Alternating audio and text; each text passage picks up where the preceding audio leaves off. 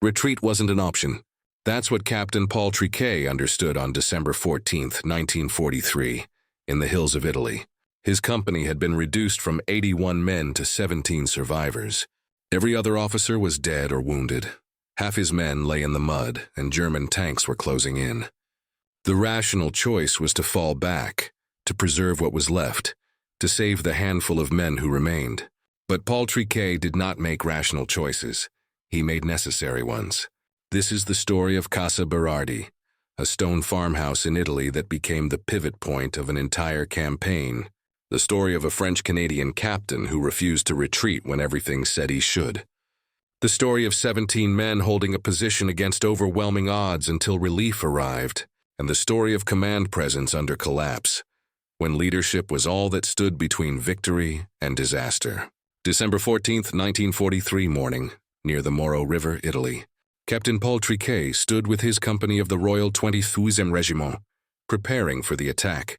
The regiment was known as the Vendus, derived from the French pronunciation of 22, 22. They were French-Canadian soldiers, most from small towns in Quebec, fighting in the mountains of Italy. C Company numbered 81 men that morning, a full-strength infantry company by December 1943 standards. Paul Triquet was 33 years old, a professional soldier who had enlisted as a private in 1927. He had risen through the ranks over 16 years, earning his commission through merit and experience. His men called him Mon Capitaine with a mixture of respect and affection. The objective was simple to state but brutal to achieve: capture Casa Berardi. Casa Berardi was a large stone farmhouse sitting on a strategic road junction, controlled the lateral road between Ortona and Orsogna, two key objectives in the Italian campaign. The Germans had turned Casa Berardi and the ravine in front of it into a fortress. Machine gun nests, mortar positions, anti-tank guns, and infantry strong points covered every approach. German tanks had been positioned to support the defensive line with direct fire. The Canadian 1st Infantry Division needed Casa Berardi to outflank the German defensive line. If they could take that farmhouse, they could turn the western flank and open the way to Ortona. If they failed, the entire offensive would stall and winter would set in with no progress made. C Company of the Vendus was assigned to lead the assault with tank support from the Ontario Regiment. C Squadron of the Ontario Regiment would provide 14 Sherman tanks to support the infantry advance. D Company of the Vendus would advance on the right flank parallel to C Company. The plan called for both companies to attack at 10:30 in the morning on December 14th. Paul Triquet gathered his officers and NCOs for a final briefing before the attack. He spoke in French, his voice calm and confident, explaining the mission in simple terms. They would advance up both sides of the road toward Casa Berardi, staying close to the tanks. When they hit resistance, they would suppress it and keep moving forward. Speed was essential. Hesitation would be fatal. At exactly 10:30, C Company and the Ontario Regiment tanks began the advance. The morning was cold and gray, typical December weather in the Italian mountains. The ground was muddy from recent rains, making footing treacherous and vehicle movement difficult. For the first few hundred yards, the advance went smoothly. Then the lead tanks encountered two German Panzer IV tanks positioned on the road. The Shermans engaged immediately, and after a brief tank duel, both German tanks were destroyed. The burning hulks blocked part of the road, but the Canadian tanks maneuvered around them. C Company continued advancing on the left side of the road with Triquet leading from the front. On the right side, D Company began the advance but quickly became disoriented in the rough terrain. They lost contact with C Company and veered off course, eventually getting completely lost. D Company would take no further part in the battle, leaving C Company to attack alone. About halfway to Casa Berardi, C Company approached a deep ravine that cut across the landscape. This ravine was the key German defensive position, and they had prepared it thoroughly. As C Company descended into the ravine, all hell broke loose. German machine guns opened fire from concealed positions on both sides of the gully. Mortar shells began falling among the advancing Canadians with devastating accuracy. The sound was overwhelming. The crack of rifles, the rattle of machine guns, the crump of mortars exploding, and started falling immediately, cut down by bullets and shrapnel. Within minutes, all of C Company's officers except Triquet were killed or wounded. Lieutenant Henri Chiasson, Second Lieutenant Jacques Ostiguet, and Lieutenant L.A. Byron all went down. Half the company's 81 men became casualties in that terrible ravine crossing. 40 men dead or wounded in less than 10 minutes of fighting. The survivors were pinned down, taking cover behind rocks and in shell holes. The German fire was so intense that any movement drew immediate response. This was the moment when C Company could have broken, when the survivors could have retreated. They had lost all their officers except one. Half their strength was gone, and the enemy was dug in strong. Any reasonable commander would have pulled back to reorganize and call for artillery support. But Paul Triquet was not interested in what was reasonable. He stood up in full view of the German positions and began walking among his men. Bullets cracked past his head. Mortar shells exploded nearby, but Triquet did not flinch. He moved from position to position, checking on his soldiers, reorganizing the survivors. His voice carried clearly over the noise of battle, speaking in French with absolute confidence. And then Paul Triquet said something that would become legendary in Canadian military history. Looking at the German positions that were tearing his company apart, he shouted to his men, "Never mind them, they can't shoot." It was absurd. Bullets were flying everywhere, men were dying, the Germans were shooting very well indeed. But the sheer audacity of the statement, the contempt for the enemy fire, electrified the survivors. Triquet's complete disregard for danger gave his men something more powerful than cover. It gave them courage. It gave them confidence. It gave them a reason to keep fighting. Triquet rallied the survivors and reorganized them for a renewed assault. He positioned men to provide covering fire while others moved forward. He coordinated with the tank commanders, directing their fire onto the German machine gun nests. The Sherman tanks poured high explosive and machine gun fire into the German positions. Under cover of the tank fire, C Company's survivors began moving again. They crossed the ravine in short rushes, using every bit of cover available. Triquet led from the front, personally directing fire and encouraging his men forward. The Canadian tanks and infantry worked in close coordination, suppressing German positions one by one, slowly, painfully, taking casualties with every yard gained. C Company fought through the ravine. On the far side of the ravine, they encountered more German defensive positions. Another German tank appeared and engaged the Canadian Shermans. The Ontario Regiment tanks destroyed it, but not before losing 2 of their own Shermans. More German infantry positions had to be cleared. More casualties were taken. C Company was now down to about 50 men, having lost nearly 40% of its strength. But they kept moving forward because Triquet kept pushing them forward. Every time the advance threatened to stall, Triquet would appear, directing fire, encouraging men, leading by example. His presence was the glue holding the shattered company together. By early afternoon, C Company approached Casa Berardi itself. The stone farmhouse sat on a small rise, dominating the surrounding terrain. German infantry defended the building and the area around it with machine guns and rifles. The Canadian tanks laid down suppressive fire, while the infantry moved to assault positions. In the final push to Casa Berardi, C Company encountered more fierce resistance. Another German tank appeared and was destroyed by the Shermans. German infantry fought stubbornly, firing from windows and doorways in the farmhouse. But the combination of Canadian infantry and tank fire was overwhelming. The Germans defending Casa Berardi were killed, captured, or driven off.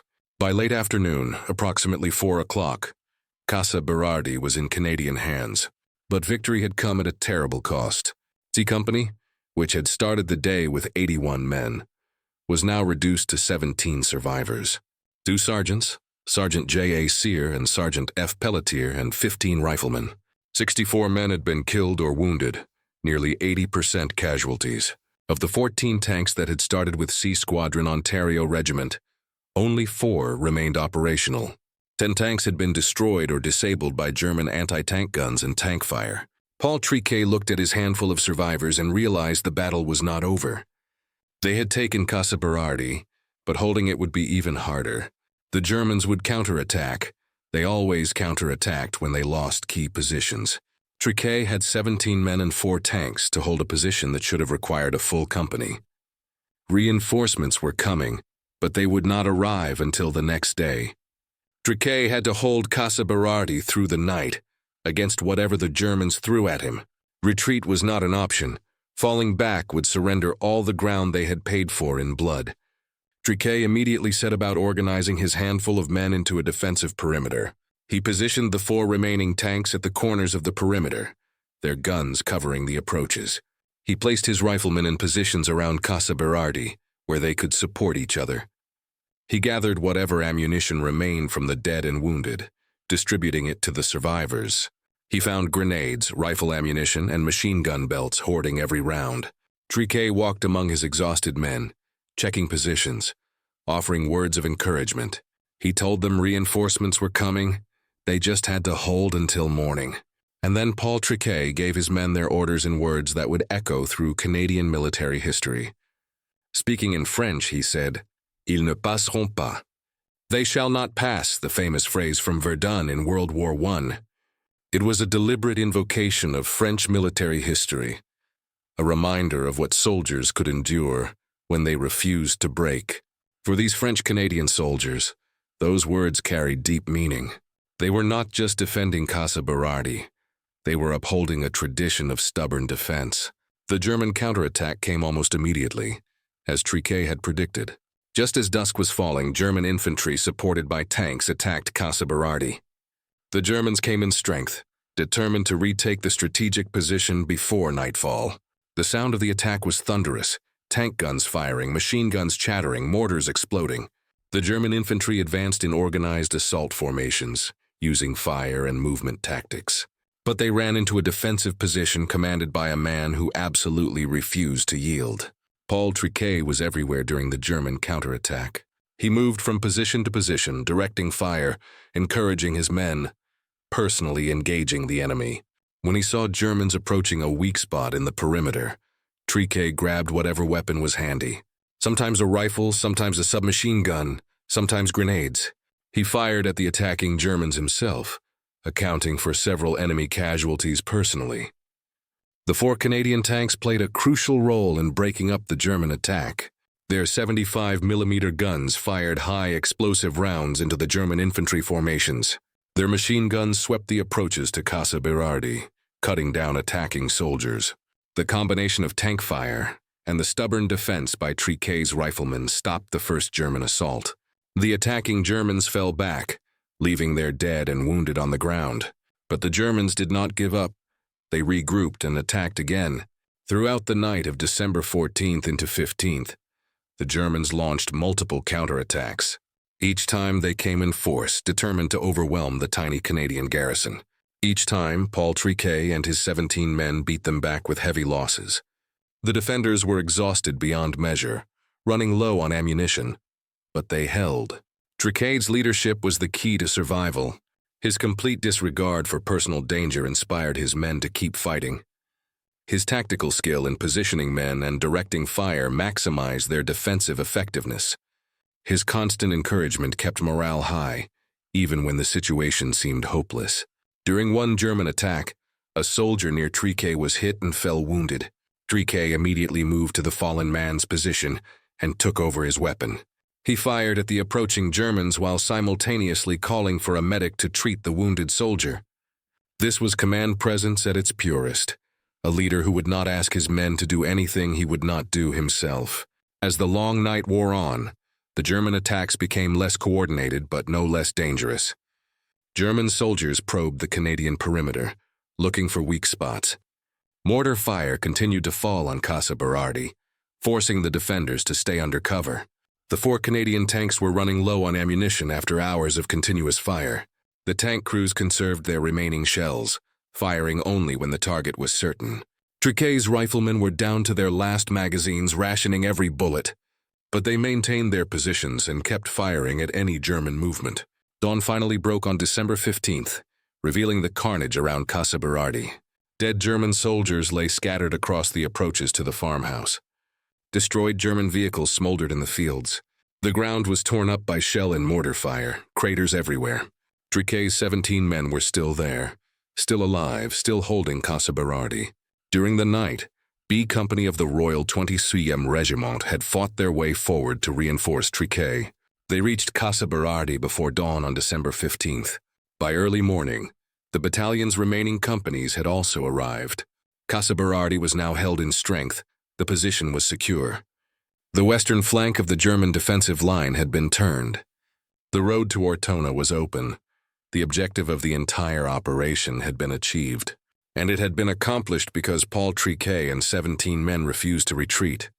When the battalion commander reached Casa Berardi and saw what Triquet had done, he was stunned. Triquet had led a company through impossible resistance, taken the objective with a handful of survivors, then held it against overwhelming counterattacks for an entire night. The battalion commander immediately recommended Triquet for the Victoria Cross. The Victoria Cross is the highest award for valor in the British Commonwealth. Created in 1856, it is awarded only for the most conspicuous bravery in the face of the enemy. The medal is a bronze cross made from Russian cannons captured during the Crimean War. It bears the simple inscription for valor and nothing more. Paul Triquet's Victoria Cross citation was published on March 9, 1944. The citation described the action at Casa Berardi in formal military language.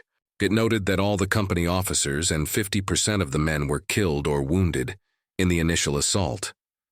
It described how Triquet showed superb contempt for the enemy and reorganized the survivors. It stated that he forced his way forward until reaching Casa Berardi with only 2 sergeants and 15 men. The citation specifically mentioned the phrase, "Ils ne passeront pas," they shall not pass. It described how Triquet ignored heavy fire and was everywhere encouraging his men during the German counterattacks. It concluded that Triquet and his small force held out against overwhelming odds until relieved the next day.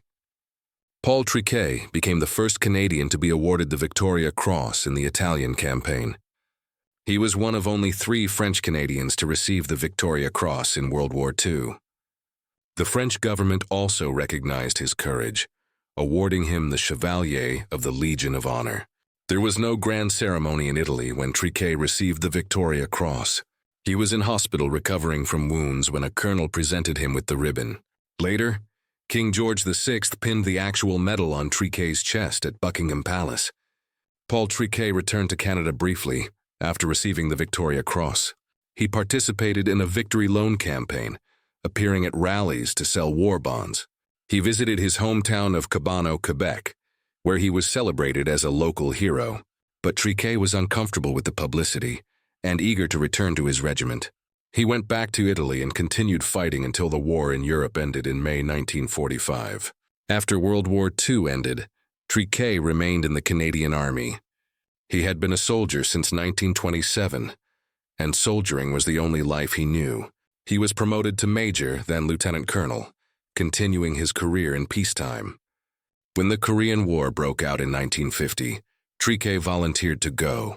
He was 40 years old, a Victoria Cross recipient who could have stayed safely in Canada. But when his country called, Paul Triquet answered. He served in Korea with distinction, commanding troops in that brutal conflict. After Korea, Triquet continued serving in the Canadian Army until his retirement. He rose to the rank of Brigadier General, an extraordinary achievement for a man who had started as a private. Paul Triquet retired from the military in 1962 after 35 years of service. He settled in Quebec City and lived quietly, rarely speaking about his wartime experiences. Like many combat veterans, he found it difficult to talk about what he had seen and done. The memories of Casa Berardi, the men who died, the impossible situation stayed with him. Paul Triquet died on August 8, 1980 at the age of 70. He was buried with full military honors at Notre-Dame de Belmont Cemetery in Quebec City. Veterans from the Royal 23rd Régiment served as pallbearers. A bugler played the last post as the coffin was lowered into the ground. The Canadian flag that had covered his casket was folded and presented to his family. The story of Casa Berardi and Paul Triquet matters for several important reasons. First, it demonstrates the power of leadership in impossible situations. When C Company was being torn apart in the ravine, when half the men were casualties, the unit could have broken. Men could have panicked, fled, surrendered, or simply refused to advance further. But Paul Triquet's leadership held the company together and drove them forward. His personal courage, his contempt for danger, his absolute confidence inspired his men. When he stood up under fire and said, "Never mind them, they can't shoot," it was absurd.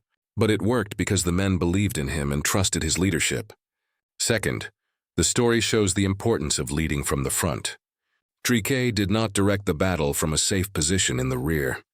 He was at the front of the advance, exposed to the same danger as his men. He personally engaged the enemy, fired weapons, threw grenades, took the same risks. That kind of leadership by example is extraordinarily powerful. When soldiers see their commander sharing their danger, they will follow him anywhere. Third, Casa Berardi demonstrates what can be achieved when retreat is not an option. Triquet could have pulled back when he reached Casa Berardi with only 17 men. Any reasonable military judgment would have said 17 men cannot hold that position. But Triquet understood that retreat would surrender all the ground paid for in blood. Retreat would mean his dead soldiers had died for nothing, so retreat was not an option. And when retreat is not an option, you find ways to make the impossible work. Fourth, the story shows the critical importance of tactical skill combined with courage. Triquet was not just brave, he was tactically brilliant.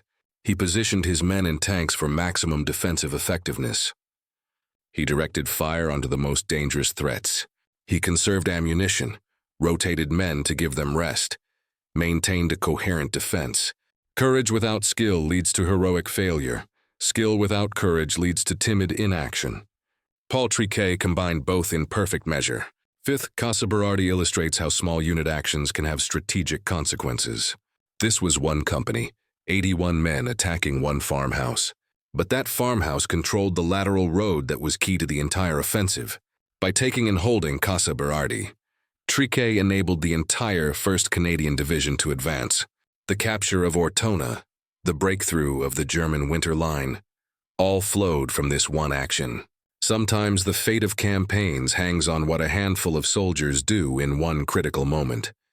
Sixth, the story highlights the power of historical memory and tradition. When Triquet told his men ils ne passeront pas, they shall not pass, he was invoking Verdun. He was connecting their struggle to the great defensive battles of World War I. For French-Canadian soldiers, that phrase carried enormous emotional and cultural weight. It reminded them that they were part of a tradition of stubborn, heroic defense. That historical connection gave them strength to endure the unendurable. The tactical lessons from Casa Berardi are still taught in military schools today. The battle is studied at the Royal Military College of Canada and the Canadian Forces College. Officers analyze Triquet's decisions, his leadership techniques, his tactical choices. They examine how he maintained unit cohesion after catastrophic casualties. They study how he organized a defense with minimal resources against overwhelming odds. They learn how personal courage can inspire men to achieve the seemingly impossible. Modern infantry officers face similar challenges in Afghanistan, Iraq, and other conflicts. Small units isolated in hostile territory, taking heavy casualties, forced to hold critical positions. The principles Triquet demonstrated at Casa Berardi remain as relevant today as in 1943. Lead from the front, share the danger, inspire through personal example, make retreat unthinkable, organize defense skillfully, never give up. In Quebec, Paul Triquet is remembered as a provincial hero. His hometown of Cabano named streets and schools in his honor. The Royal 22WM Regiment maintains extensive records and displays about Casa Berardi. Every year, the regiment commemorates December 14th as a day of remembrance. They gather to honor Triquet and the men who fought and died at Casa Berardi. Veterans of the regiment tell younger soldiers about that desperate December day in Italy. They describe how one captain and 17 men held a position against overwhelming odds. They ensure that Triquet's example of leadership and courage is never forgotten. In Italy, Casa Berardi still stands as a memorial to the battle. The stone farmhouse has been preserved, and a monument marks the site. Canadian veterans make pilgrimages there, walking the ground where C Company fought. They trace the advance from the ravine to the farmhouse, seeing the terrain as Triquet saw it. Local Italians maintain the site and welcome Canadian visitors. They remember the sacrifice the Canadians made to liberate their country. Paul Triquet's Victoria Cross is preserved in the Royal 22WM Régiment Museum in Quebec City. The small bronze cross sits in a place of honor among other regimental treasures. Visitors can see the medal and read the citation describing his extraordinary courage. School children visit the museum to learn about Triquet and the Vandeuse's proud history. The story of Casa Berardi teaches them what leadership and courage truly mean. The battle for Casa Berardi was one small action in the vast Italian campaign, but it exemplifies everything that made the Italian campaign so brutal and costly. The terrain favored the defenders. Every position was a fortress. Every advance cost blood. The Germans fought with skill and determination, making the Allies pay for every yard. Victory required extraordinary sacrifice from soldiers who refused to quit.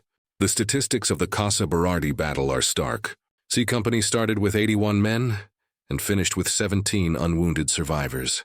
That represents a casualty rate of approximately 80%. All officers except Triquet were killed or wounded within the first hour of fighting. 10 of 14 tanks were destroyed or disabled. The Germans lost more than 100 men killed, and many more wounded. They lost multiple tanks and failed to retake the strategic position. But beyond the numbers, Casa Berardi represents something profound about human nature. It shows what people can endure when led by someone they trust completely. It demonstrates that sometimes the difference between success and failure is one person's refusal to quit. It proves that leadership is not about rank or position, it is about character. Paul Triquet was a captain commanding a company, not a general commanding an army. But his leadership that day changed the course of an entire campaign. That December afternoon in Italy, when everything was falling apart, Triquet made a choice. He could have pulled back with his handful of survivors and no one would have blamed him. The situation was hopeless. 17 men against hundreds, no support, no reserves. Every reasonable military judgment said retreat and regroup. But Paul Triquet understood something deeper than military doctrine. He understood that Casa Berardi had been paid for with the blood of 64 men. He understood that retreating would mean all those men had died for nothing. He understood that some positions must be held no matter the cost. So retreat was not an option, it never had been. Triquet told his 17 exhausted survivors that they would hold. He invoked the memory of Verdun with the words, "Ils ne passeront pas." He promised them that reinforcements were coming, and they just had to endure. And then he showed them how to endure by his personal example. He moved fearlessly under fire, directing defense, engaging the enemy himself. He was everywhere his men needed him, always calm, always confident, always leading. That night when the Germans attacked again and again, the 17 men held. They held because Triquet made retreat unthinkable. They held because his courage gave them courage. They held because he showed them that the impossible was merely difficult. When dawn broke on December 15th and relief arrived, Casa Berardi was still in Canadian hands. The western flank of the German line had been turned. The road to Ortona was open. The strategic objective had been achieved because one man refused to accept defeat. Retreat was not an option. Those 4 words capture the essence of Paul Triquet's leadership at Casa Berardi. Not because retreat was physically impossible, but because it was morally impossible. Not because there was no way back, but because going back meant betraying the men who had fallen. Retreat was not an option, because Paul Triquet decided it was not an option. And when a leader makes that decision with absolute conviction, his men will follow. They will endure the unendurable. They will fight against impossible odds. They will hold when every rational calculation says they should break. That is the power of leadership. That is the legacy of Casa Berardi. That is why Paul Triquet's name deserves to be remembered alongside the greatest military leaders in history.